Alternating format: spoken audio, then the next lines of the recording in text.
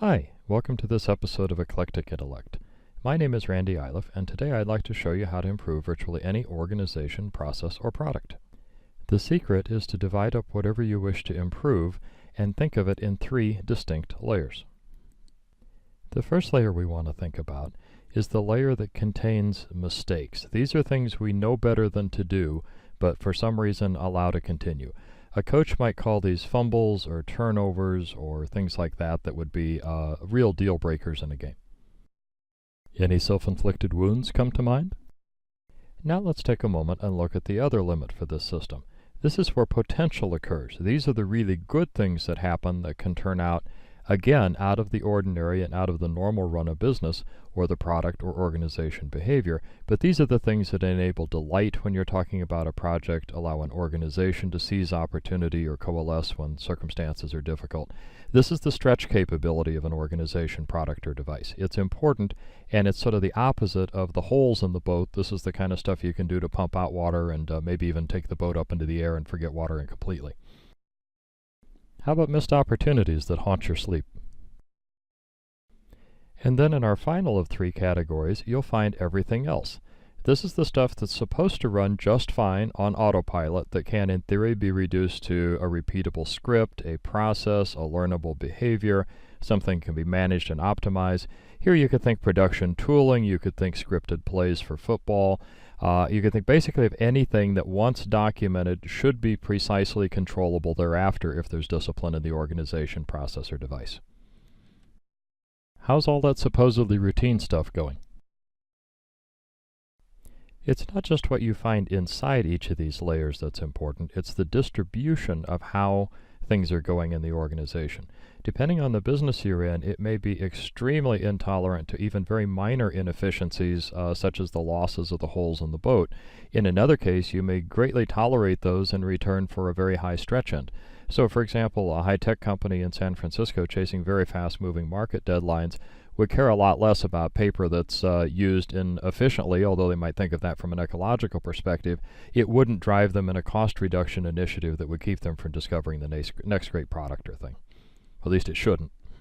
The maximum efficiency and capability for whatever you're trying to improve is obtained when the core runs efficiently, you seize every opportunity that comes along, and you make virtually no errors.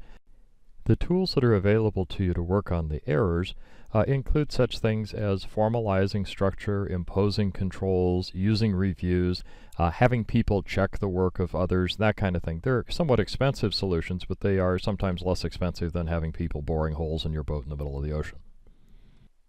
Core effort is the easiest. This is the domain of virtually every process improvement text or paper or software package you'll ever come across. Here, where things are in fact repeatable, it makes absolutely no sense not to do them in any way other than the optimum method that can be found, and if you can do them over and over and over again, such as in mass manufacturing, it's simply a case of discipline and awareness of where the variability comes from that you have to dial out. Again, there are return on investment practical limits to be observed, but this is a pretty easy category if you just find the right information and go apply it appropriately. Opportunity, though, is different. Actually, very different from the other two categories we've just discussed. In fact, the same rules that prevent mistakes and lean out the core work against our ability to identify and exploit opportunity in many cases. To unlock potential, you must invest in understanding as well as the mechanics of compliance and control. Now that may seem strange because it's difficult to run a core or avoid errors if you don't have some degree of understanding. So what we're really talking about here is the threshold of understanding. It takes very little understanding to get in trouble and an awful lot of understanding to avoid trouble all of the time.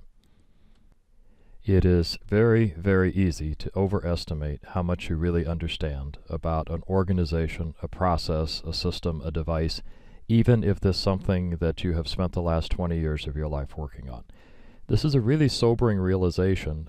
It is true in reality, but it runs against all of our desires as human beings to feel safe, to feel in control, to feel validated, or to be acknowledged for the true wealth of experience we have accumulated in a domain. The problem is it's never sufficient to grant the true understanding that the universe has if all of the variables are understood in detail. So we get close as we can, and we use that as best as we can put it to work. For our purposes today, we'll use the term understanding to reflect an awareness of all elements, including all of the interactions among all of those elements, under all possible conditions over the entire life cycle of what we're interested in. Now that's an enormous volume of information. It is probably completely beyond human comprehension, but it is not beyond the comprehension of dedicated AI tools. So it's very definitely worth keeping track of as you look into 2020-25 era type business models for development. In addition to that enormous volume of interacting variables, dependencies, and subtleties that we have to define to have true, complete understanding, one would also need then to be able to maintain that understanding throughout an evolving series of changes amongst potentially all of those interacting elements for as long as the system is going on. So we're talking about an enormous volume of information that is subject then to a dynamic characteristic. And once again, I make the note that artificial intelligence has much fewer limitations in dealing with those constraints than the human mind does.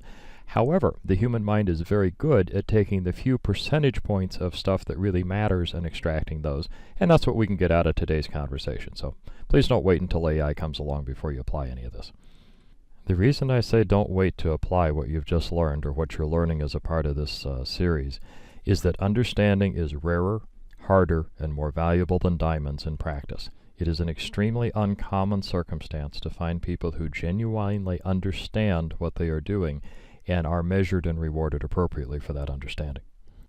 Genuine understanding spans markets, borders, culture, and gender. Understanding reveals where the opportunities can be found within a space for improvement, but it does something that's almost as valuable as that, or perhaps even more valuable than that. It points out the fool's gold, or things that look valuable but really are not, that would otherwise waste your time. And of course, it's a great way of warning you where risks and dangers can be found in that space as well. So the recommendation I'd like to give you is to diversify your improvement investment. Eliminate the self-destructive mistakes wherever that is possible, and there'll always be some with new people learning, but you want to put boundaries around those and entrap them so that they never proceed to be anything more than just a fire in a trash can instead of a wildfire. Investment in core skills will obviously reduce waste and improve efficiency, and is absolutely appropriate for anything that is definable and can be controlled. As important as those two layers are, I'd like you to notice that investment in understanding will not only help reduce errors and improve your efficiency, it also is the only one of these categories that introduces a powerful return on investment multiplier.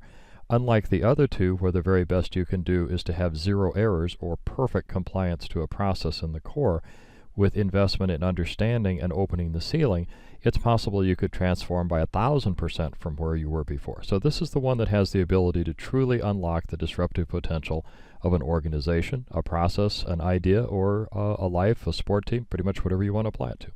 I hope you found this useful. Thanks for thinking.